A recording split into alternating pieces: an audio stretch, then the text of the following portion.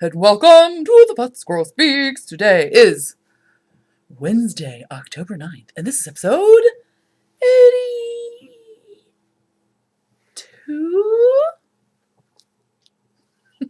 Hi, how are you? I'm Amy Beth, also known as the Fat Squirrel on Ravelry, and the Fat Squirrel, SQRRL, on Twitter and Instagram. You can find show notes for the show, which I never say, but you can find them on thefatsquirrel.com. You can also find links to the shop there. Okay. Hi, how are you? I already said that.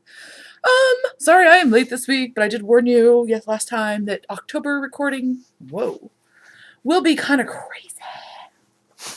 Because we have fall break and there's lots going on, and maybe I'm going to run back. So it'll be a little bit crazy. Today is Thursday, or Tuesday, Wednesday. It's a day. But I wanted to say up front, in administrati, that I did get my notification from Blip that we are good to go with the show. So that's not been the case for everybody. For those who are, their services are being discontinued through Blip, I just got a posting on the Ravelry group, so on Ravelry.com, in our group, Venusian Beauty, the loveliness of her face, posted that Mr. Hippie Penguin, so it's the lovely little hippie penguin's husband, or person, he said, that's right, okay, her person, is trying to do a startup for Fiber podcast hosting. So you can find more information about that. I apologize, I don't have the explicit information at this point, but I just got the thing right before I started recording. So that will be an option for not only people who've had their podcasts discontinued through Blip, their hosting, but also will be an option for new podcasters, because that free option of Blip will not be available to them. I apologize. There's going to be a lot of camera shaping today. And I don't know, there's going to be weird lighting. That's exciting for you. But my kiddo is here and she cannot help but move, and the whole house moves when she moves.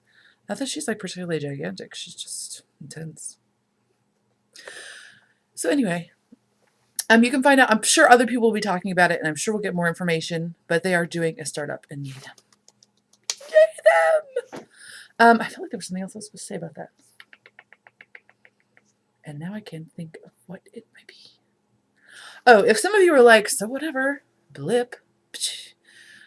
It is very expensive to host video podcasts.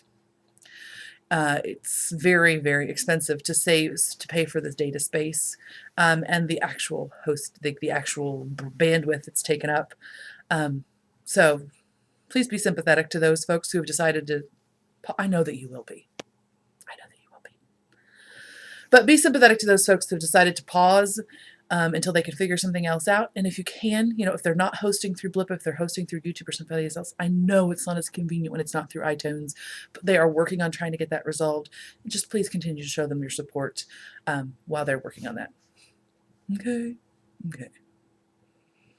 Okay, so there are shenanigans. This week's episode will contain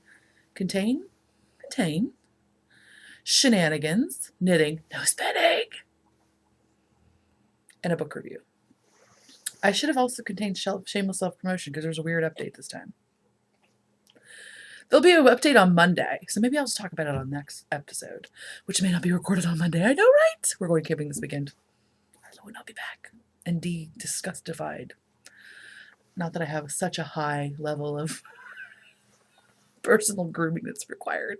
This is how you know when you're these are times when you know that you're genetically related to your parents. My father had this, he had a haircut, he didn't have this haircut, but he had this thing through his whole life. This is just exactly how his hair grew. It's kind of creepy. It's that's my dad right there. That guy, well, his hair was darker, but it's kind of creepy. Just saying. Anyway. So, shenanigans! Shenanigans this week were provided by Waterman's Fall Festival. It's in Indianapolis. It's a farm.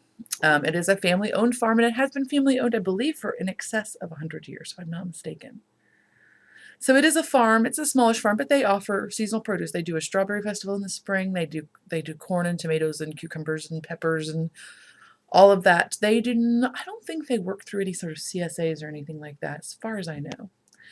But they are very close to our house. They're actually inside of our city's, like, around D loop.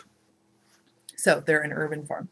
So yeah, typically we go every year in the fall for the fall festival, and we get our pumpkin and do all that thing. But this year we didn't get our pumpkin because it rained. But we did go to the fall festival because it's awesome and you can fight the rain for that. They had a petting farm, petting zoo. I said petting farm because they're farm animals, but there were also weird zoo animals. I'm a little bit concerned about that. This year they had wild parrots, and well, not wild parrots. Really? They had parrots and like big birds and macaws and stuff. They also had like a baby kangaroo, which was sleeping in a pouch. And while I was conflicted of whether or not it was okay for that kangaroo to be there, I just pretended it was rescue and moved on. They also had guinea pigs and some other strange little animal that was not the size of a guinea pig. It kind of looked like a miniature kangaroo, but less bouncy. It looked like that. Began with a C, but now I can't remember what it was. I know, right? I'm so useful to you. Whatever. But in the way of farm animals, I'm sorry, the lighting is doing that. I don't know what makes it happen, and I so therefore don't know how to fix it. So I apologize. It's blinking back and forth. Maybe if I do this, we're just gonna change something in the middle of the thing just to make you confused. We're gonna turn that off and hope that that helps. Anyway, back to it. So there was a whole herd of like miniature goats. But in addition to miniature goats, they had full-size goats. But then there were lots of miniature things. Oh, they had alpacas too. One of them spit on my kid. I know it's not funny, but it totally is. She was not doing anything mean to it or anything. I think it just wanted her to get it carrots instead of the other things, and it got perturbed at her, so it spit at her. Anyway. So there were full-size goats. There was a miniature donkey, a miniature horses, a miniature bull of some sort. It looked like those, are they called, I'm going to say they're called Brahma bulls, but then I'm totally making that word up, I think. But it looks like the bulls in India that have that big hump between their shoulders that are like that beautiful grayish brown color. That color is so pretty. Anyway, there was a miniature one of those. They were so cute. It was like the size of a largest sheep. What? If you're on Instagram, you could have found all this out ahead of time. Oh my God, so cute. Then they had, I'm sorry, my kid is here. There's doors opening and closing. Things are happening. I apologize again for the shenanigans outside the shenanigans. It's like a subset of shenanigans happening. Okay. So then there were sheep. And my friend and I, who's also like a friend of sheep, we were like discussing what kind of sheep they were. And we totally knew. And we talked to the lady about it, and she was very impressed with our sheepy knowledge. Just saying. So they had a baby doll South Down. And it was brown and chocolatey and gorgeous and cute, and his face was all, it was so cute. It was exactly like that. By the way, what is up with South Downs? Not even just the little ones, but all South Downs have the cutest rumps. I think it's because they're a meat sheep, right? They're a meat sheep. So they must be like bred to be stockier. Oh, it's so beefy and cute. Like that. Like I said, they're muttony and cute, but what if they're so cute? And then they had a Jacob. A male Jacob. Oh, he was so cute. Well, he was cute, but he had big horns. Very big horns. He had the four. So you had the ones that go back like this, and then the ones that come around like this. And the lady was talking about how everybody's afraid of him, like to like trim his hooves and stuff. They're all afraid to go in after him, and she's like, he's fine. He's like, evidently he was kind of ornery. Okay, he was quite ornery, and had to be like separated from the group.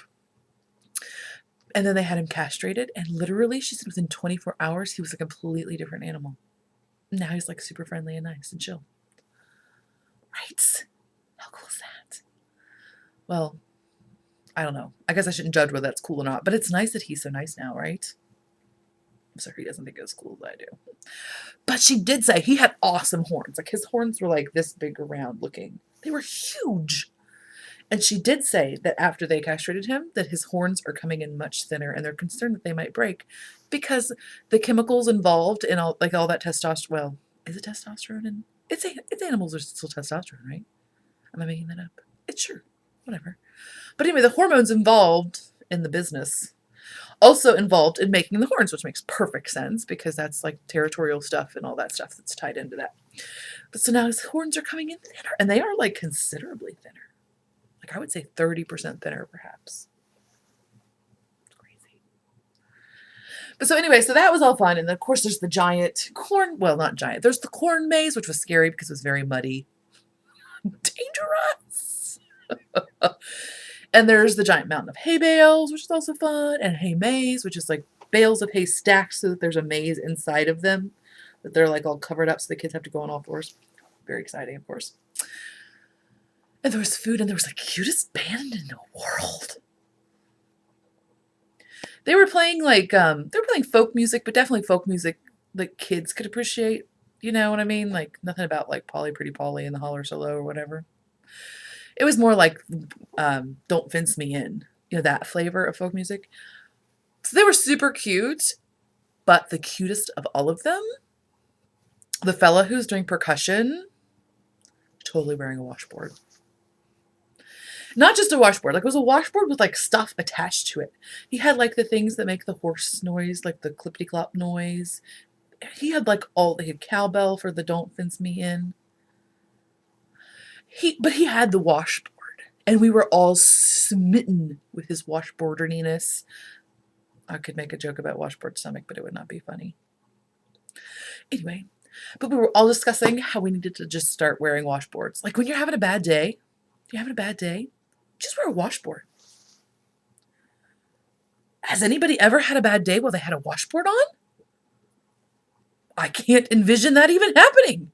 Because no matter what happened, you can just be like, whatever that noise is that they make. And they'd be like, oh, I'm ready to go again, right? So I'm just saying, maybe we should have washboards. What else happened? Oh, and then of course, the big thing is the bungee. So like they have that bungee thing. Tova, I said not to bounce the table.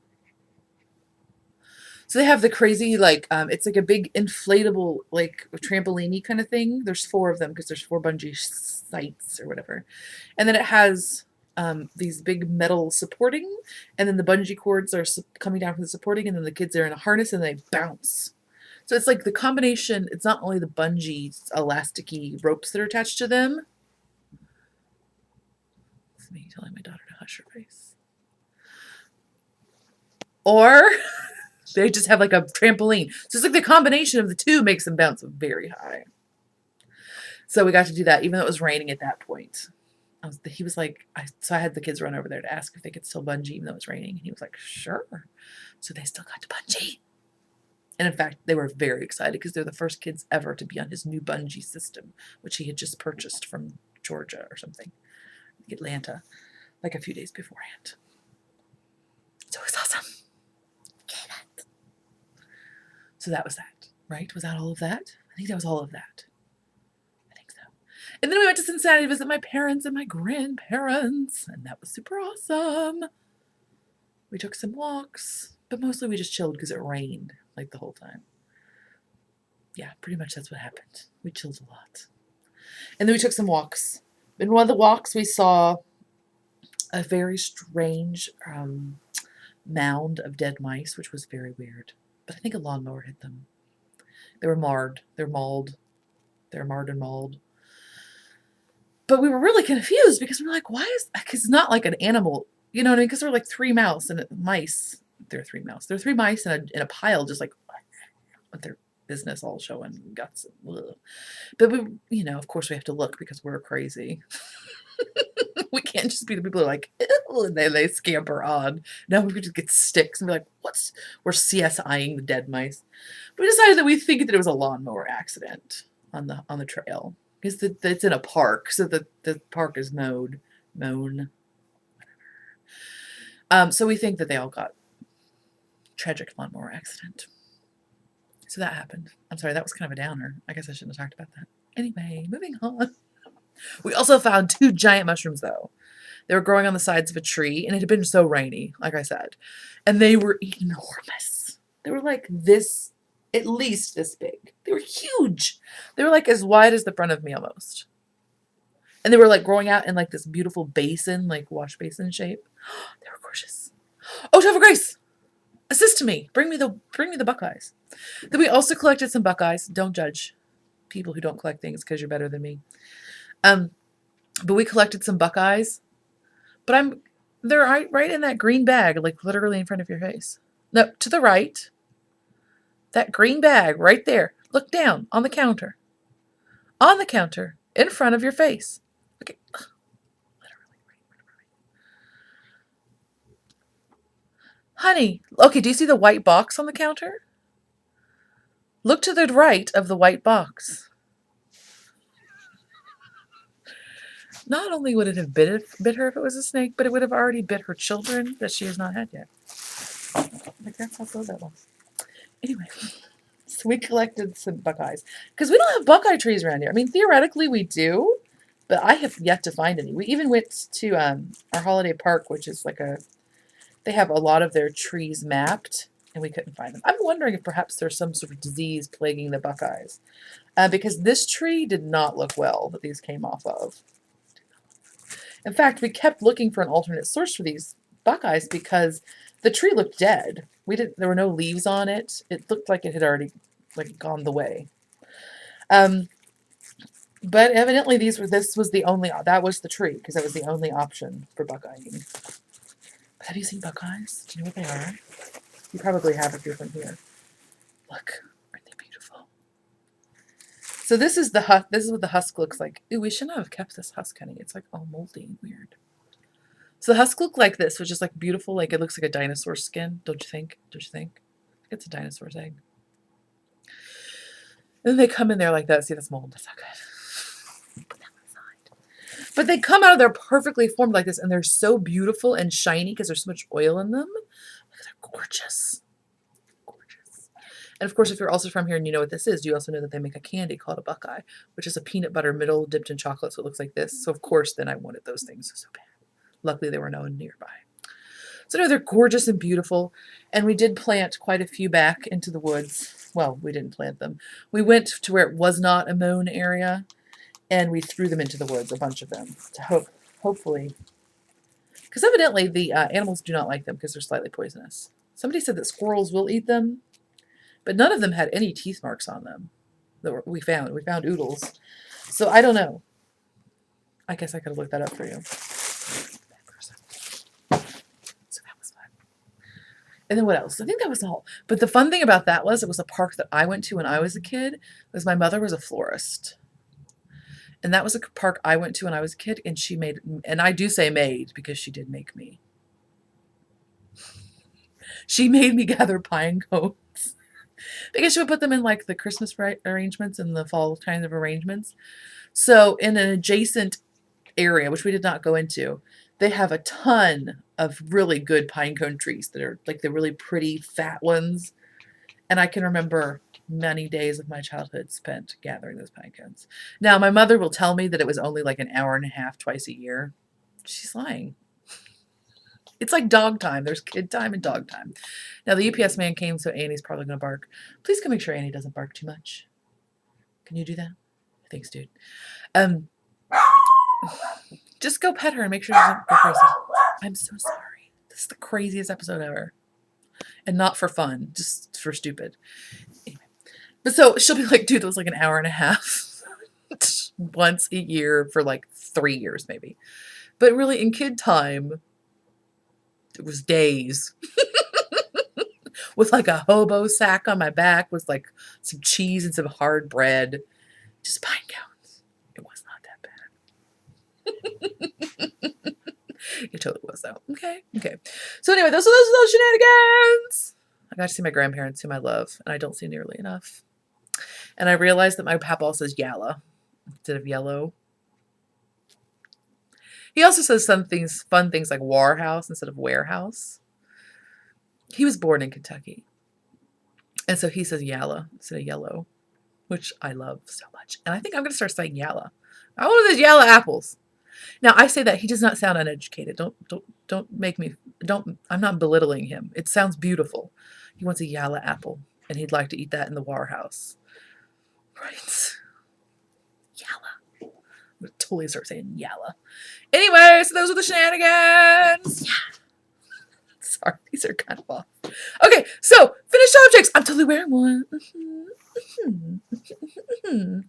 I'm wearing my Miranda sweater. I believe that's what it is, but my child has the iPad because it was supposed to distract her, but it's totally not. Sit down and hold still, please, yo. So I can't tell you who it's by, but it's in the show notes. And it is knit with Peace Fleece in the worsted weight in the Potterfield Plum, which is one of the newer yarns that's only 10% mohair.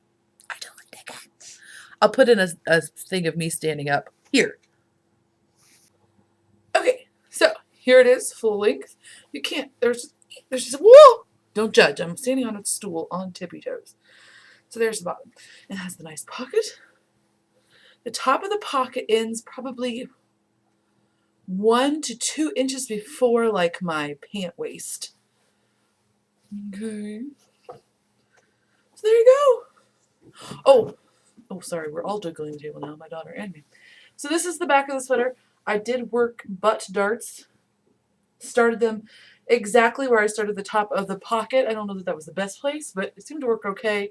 And that way I have less bulk up here than I would have if I had to work the size for my largest hip width all the way. You know, I would have had like a bunch. There's still ease, but it's not a gratuitous amount. So, I'll be back in a second. Okay, so that was me standing up in the sweater. I think I like it a lot. Is it the most flattering sweater in the world?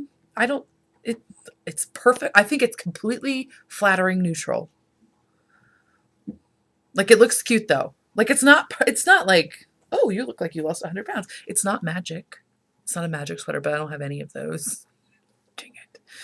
But it's totally wonderful and cute. And it has the middle pocket, which I think makes it win over all things. And I think I need to make, I'm not even kidding you, I totally had a moment where I was like, I'm knitting 35 of these in all of the colors of Peace Fleece. That's how much I enjoy it. Not even kidding. I'm not sure if this is the right shirt to pair with it because it seems to be very crisp, which is a weird contrast to the very rustic wool. But maybe I'm liking it. I can't decide. I think I'm going to like it because it's the only option I have that even remotely will work. There. So that was very enjoyable. Do I need to tell you anything about it? It has bust darts and butt darts. I increased way faster than recommended for the top because it is a top down, so there's not a good way to do a bust dart like this way to put the increases in here. So I did do the increasing super fast into the arm, which I was concerned would make it look weird. Not at all. Isn't that fun? So just increase at a different rate on the back as you did on the front. And I increased like the every other row rule until like the top of my bust. And then I started increasing every row instead of every other row. And that seemed to work out really well. In the back, I increased, like at that point, I started increasing every third row. So anyway, I think it totally worked out well. I like it. Also, I made the sleeve slightly bigger than suggested because I have giant corn bed arms. And I think those sleeves are kind of small-ish. I'm just guessing.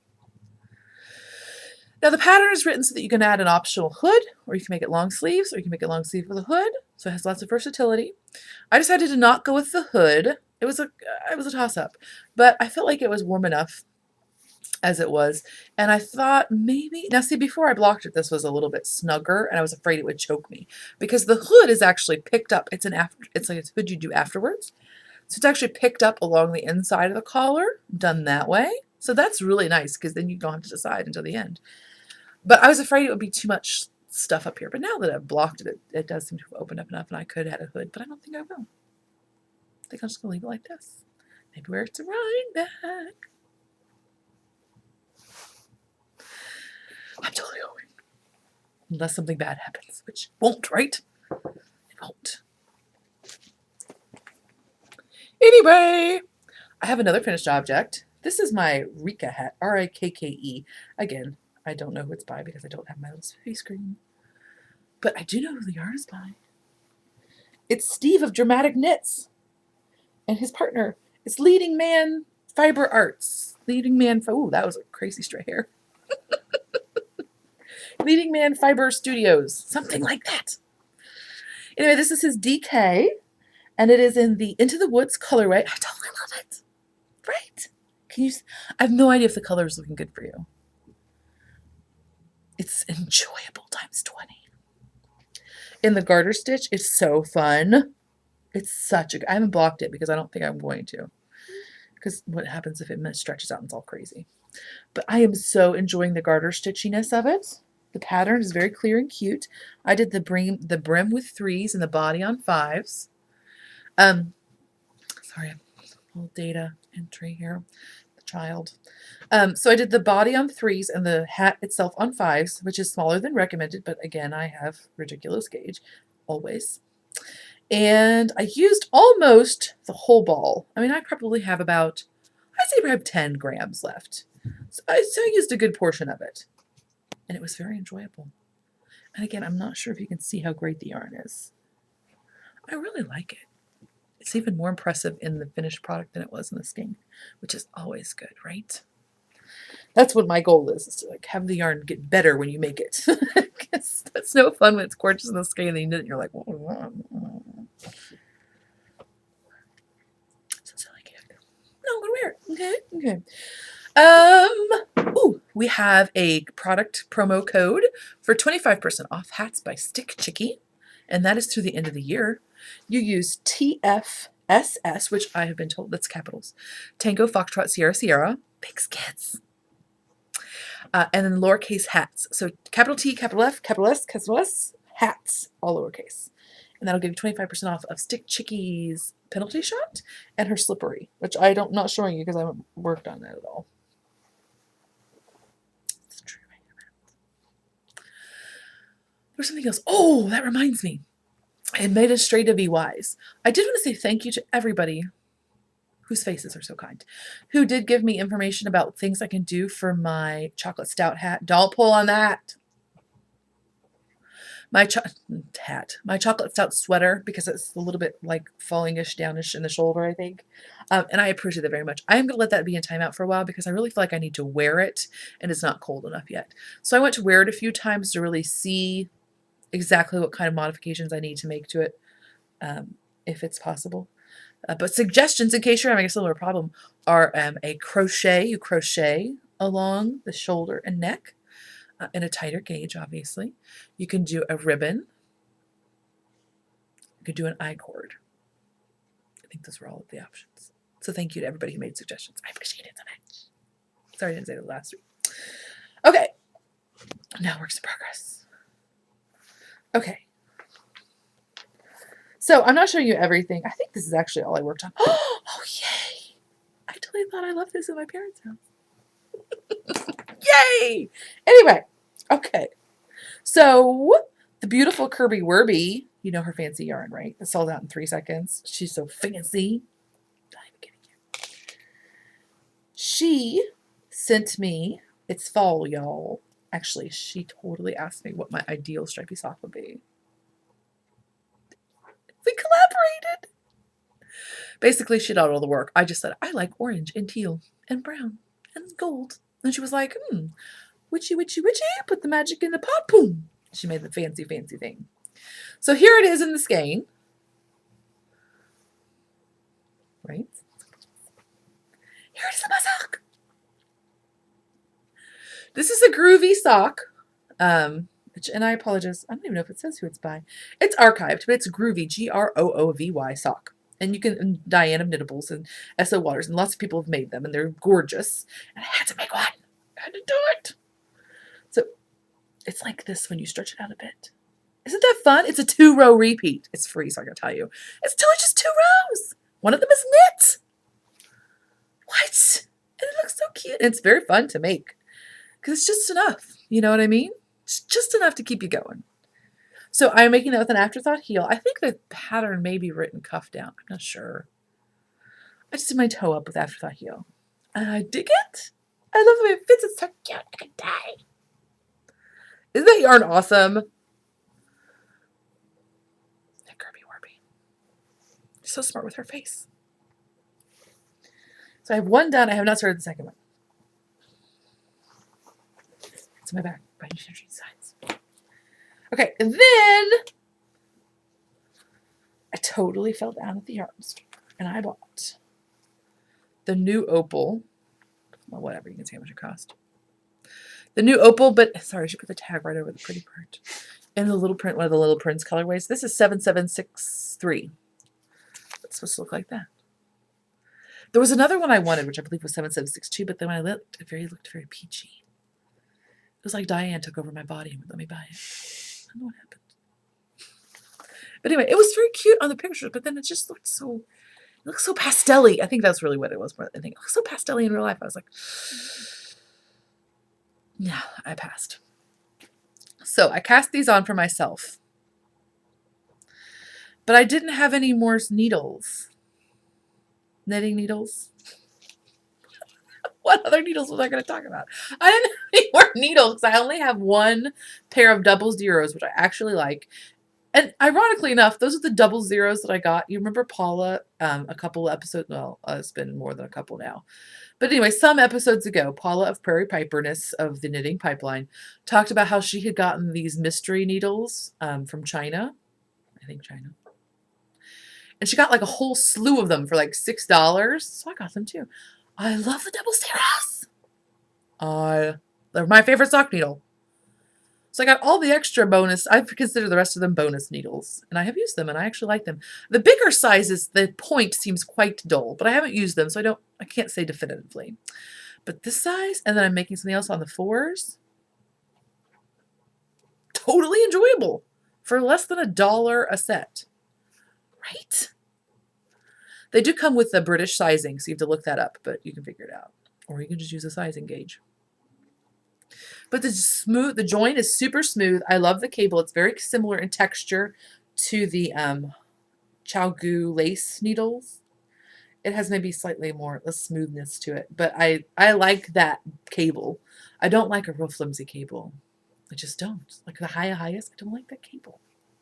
I tried. I don't like it. So I enjoy these quite a bit. But anyway, these were being used because I think. Or maybe it was some other thing. Oh, it was even another pair of socks, which I'm not going to show you because really they have to be taken apart because it's crazy. I blame it all on the Knitmore girls and their Operation Sock Drawer. Blame them. That's me. Give me a stink eye. But anyway, so I got this and I had to cast it on, but my needles were used. I did have since ordered another pair from the China. Another set. Because really, why not? $6. Shush. So I had to do them on my carbons. These are double zeros, but they're double points. And evidently my gauge is insanely much tighter on double points. Instead of it being 8 stitches to the inch, it was more like 9. Sometimes it's even 7.5, even on double zeros. So I made these for myself, and I was so excited because look, I got a whole sock. Well, at that point, it was to the heel flap. And it's just a 6x2 rib. But anyway, I got all the way to the heel flap, and I was so excited, and I put it on. And it did fit on my foot. But it was ridiculously stretched out and crazy looking. Ridiculously. So I took them to Mamaw's house, and Mamaw tried them on, and she loves them. So now they're going to be Mamaw's socks. Which is second best thing. Okay, maybe it's even better than making them for myself. So anyway, so there's a whole sock done and then just a little bitty bit. So I did 2x2 ribbing for 20 rows and then 6x2 for the rest. And then just a regular old slip stitch heel. You know. So there's that. Right, are they cute? Do you love them? She liked them. Totally worth it. So there's that. So anyway, that was me. That made me sad though. I really selfishly wanted them. I was going to wear them to Rhinebeck. My little Birkenstock stand will be so cute. Foiled again. My cuteness is always getting foiled. Dang it. Okay, one more product to show you. And then I'll talk about a book relatively quickly. Okay, so this... Oh, well, I'll just tell you about it, whatever. Hush. Hush! I am knitting the Twit Two. So these are for my kiddo. They are flip-top mitts with little owly faces on them. She requested them in orange. And I apologize, I'm not sure. Oh, it's by Vicky Bird. How appropriate is that? I believe it may have been a paper pattern, but I'm not sure. And it's DK yarn. And it comes in, I believe, 4 sizes: small, medium, large, and extra large. And she gives you the centimeter measurements for each one. I found that maybe I should have actually knit the small instead of the medium. I knit the medium for my kid because she's a pretty big kid. I think maybe I should have knit the small because I ended up downsizing all of the length measurements. But they fit her really well now, and they're very cute. Is that all I need to talk about from that? I think so. I have one mitt mostly done. I don't have the eyes done. I have not started the second one. Look at its ears. It would be such a cute monster mitt. Look at it. I'm eating your hand. I don't know why monsters should make that noise, but whatever. So I did the ribbing on size 2s. I think the fat 2s, not the skinny 2s. And then the mitten itself is on 4s. So again, it's the flip top. So it'll get eyes right here and a little bit of duplicate stitching here. And a button here, so that can be buttoned back and worn. And you can either, and she also has directions for the thumb not being closed. My kiddo wanted a closed thumb. So isn't that cute? Look at its eyes. Kind of fiddly, but not because of the pattern. The pattern was very well written, I thought. The links seemed off, but again, maybe it's just because I needed to make the smaller size. I didn't really measure because I'm like that. What else did you say? Oh, and it's knit from top down. I really liked the construction of it. I thought it was very well done. So there's that. Oh, and it's my bag from Kitchen Counter Crafter, which is javajenny.etsy.com. Because her face is so stinking cute. And also she makes good bags. Okay, so that's all the knitting. Now I'm briefly going to talk about, I'm going to do a very informal book review because I'm not good at doing formal book reviews. Because hi me. But I did want to tell you, I don't ever pre-order books. Well, I do very rarely. I mean, maybe once I've done it. I totally pre-ordered this thing. Okay. So it's the Knitted Slipper book, and it is by Katie Startzman. And all of those slippers are in the book. It has a lot of slipper patterns in it, yo. It retails for $24.95. That's a very nice binding, which that's like, but it's like a very nice, almost like a cloth texture, like a canvasy texture binding. Matte. It's a very beautiful little book for a paperback. And one thing I'll talk about, she has lots of good instructional material, which I will not go into depth about, but it's talking about how to felt and what felting is, and because not all of them are felted. That's the thing I like about this book. Overall, it has a very wide variety of not only styles, but techniques. There's a lot of different things going on in this book to make these slippers. I mean, you can see there's like, none of those slippers look like the other. Very nicely done. I mean, it really looks like it would be I'm going to say that, and I might totally be lying. It looks like it would be a collaboration between this many different designers because they are, again, such varied techniques and profiles. No, they're not credits given to other people. So these are all her own designs. Kudos. Kudos. Some of them I would consider misses, but that's just my aesthetic. I just happened to see one, which I was like, whoa, that's crazy. These, crazy sauce. Totally crazy sauce. But they're slippers. It's like the Elizabeth Zimmerman. You know, she's like, you'll put whatever you want to on your hat. People wear crazy hats. Are you making that deer hat for Rhinebeck? I think I might. Joanna talked me into it, I think. Anyway, again, people wear crazy hats and they'll wear crazy slippers. So if you're going to do something crazy, might as well. Keeps it fun. But one thing I wanted to mention about it, she has a good technique section. But one thing I liked quite a bit, which you don't see anywhere else, are different soling techniques. So she has information on soling with paint on latex, soling with Plastidip, which I've read about but I've never done. So she has information, though, on both of those. She has information on suede soling, so actually making your own suede soles, making your own leather tanned soles. So instead of buying those pre-made slipper soles, which are like $1 billion,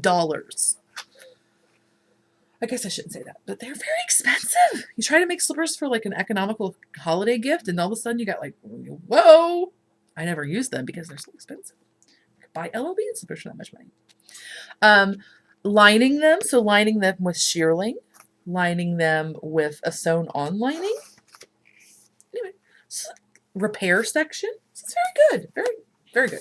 Now I'm going to just show you a few of the slipper patterns that I liked the best, or I thought presented interesting construction techniques, because there are so many we could not talk about them all. The first are the fireside booties. And these are made using a recycled sweater. So your thrift store 100% wool felted sweater with a sewn-on cuff. So that would be a great holiday gift in terms of like still handmade, still relatively economical because I mean it doesn't take very much yarn at all to make those cuffs. And if you go to like our Goodwill's the first Saturday of the month, everything is half off. Right? Make some cute little slippers, and then you can even make them Fair Isle or whatever. So she has the pattern for the soles. So there's a bit of sewing involved, but she shows you how to do it and how to pin it together. Don't be afraid, it's okay. Make them for a kid first, it's fine. The next one I want to talk about was Woolly Wellies, and they are felted slipper, but with a knitted insert. Right? Look how cute he is with a stinging coffee. Oops, sorry. Okay. What on earth is wrong with me? Okay, there we go. No, I still can't make it happen. There we go. Jeez Louise. I fail all Mensa spatiality tests. Fail. Mensa's like, don't even use our name in your podcast, lady. So anyway. So those are shown using Lamb's Pride worsted for the, I'm assuming for the green part, and then Malabrigo for the insert. The one thing I will say about the slippers in this book, they all look kind of like big on the people. But maybe that's just the photo. Like maybe that's just the way it happened. They do look kind of gigantic, though, don't they? But felted slippers always do. They look huge when even after they're felted, they still look big on your feet. But so anyway, she told you how to do the little cuffy insert and all that stuff. Cute, right? Most of the patterns are only like that one, 2 pages for instructions. I enjoy that quite a lot. Okay, these are so stinky cute. I could die. Little fox and rabbit slippers. Right, so cute. This is Spud and Chloe. It takes one hank each of the 2 colors. So isn't that cute for kiddos? These are written for a child's extra small, small, medium, and large. Oh, so that's the other thing I wanted to mention. They do offer a wide variety of sizes for each one. This is another one that you don't see very often, is a felted baby booty. They're very cute. Of course, they're on a baby. Hi. But you just don't see that very often. So they have a felted option. And they have a little sewn on bottom. And the sizes go from 3 to 18 months. So cute. So again, if you're not sure about felting, it's a great technique. Okay, these I really like. I think we make them. They are called the trim clogs. And I don't know if you'll be able to see it in the picture. I just like this coffee table for one thing. They're these little clogs, but they're doubled. And they're knit separately and then put into each other. So you can do 2 different colors or what have you. They're very cute though. And they look very nicely fitted. They look less bulky than a lot of the felted clog options. So cute. And I always like a double sole on a felted slipper because they take, it takes some materials and some time to make those stinging things. And lots of times the single layer will thin out pretty quickly. You can just go back and use needle felting tool and felt them up, but yeah, I like a double layer. What can I say? She gives you instructions again about how to felt them and how to put them back together. Okay, the next things I'm going to show you are called recycled fringe slippers. I'm not ever making them, but it's a very interesting construction technique. They would be cute for kids though, right? The cuff, so this is a regular like slipper that you make, and then the cuff is made using a thrifted sweater that you unravel and use the yarn for. Right, that's totally clever because it's all crinkly and crazy. So she tells you how to do that. There's pictures about how to do it. Again, such a good variety of techniques. You could adopt that for something else. The next one I thought were cute though were the thrummed booties. Maybe because I need to make a thrummed sweater for my dog. I was excited about that. So isn't that cute? Most of the time you see thrummed things, the contrasting lining is natural. Crazy. Love it. So she uses Foofalicious Fiber Blue Face Leicester Wool Roving as in the Carmen Miranda colorway. That's cute. Okay, the next one are chunky slipper socks. And the reason I thought I would mention these is that they have a felted sole, which you make separately and then sew on to the sock. Again, a way around buying those expensive leather soles. You know you have enough scrap yarn to make one of those bottoms. And she shows you how to, what you do before you felt it to make sure that there's holes enough to pick up your knitting around it. Right? So get pictures. Don't cheat and try to find the instructions. There's some strange felted moccasins. There are some slipper socks with actually sewn on leather soles. Very cute. And again, those go from child small, then medium and large. Is it only for children? I don't know. Oh, 7, 8, 9-inch foot length. But again, you can use the technique. Oh, and then one more. I'm not so wild about these, but again, I thought it was important to mention. They offer these clogs, which have a knitted jute bottom. Again, just for variety of materials. And again, that would be very sturdy and would not wear out. And there's also a cotton option that has that. Oh, these are cute too, these button boots.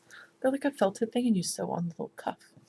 So anyway, I think it's definitely worth the retail price because for me, there's at least 2, 4, 6, 8, 9. I'm not counting those sweater ones. But there's at least 9 patterns in here I could easily see myself knitting for $25. That's a bargain. Plus, it's just very cute. So there's ones that have pom-poms on. You see that? You can use your Clover pom-pom maker to make beautiful woolly pom-poms for your slippers. So there's that. Again, I did purchase that. That was not donated or anything like that. Oh my gosh, now I need to stop talking. It's 46 minutes. That's crazy. Okay, so I will record next week. Again, the day will be off. We're camping, and I don't know when we're getting home. So hopefully I will upload on for Wednesday viewing, but I'm not entirely sure. And I'll talk to you later. Bye.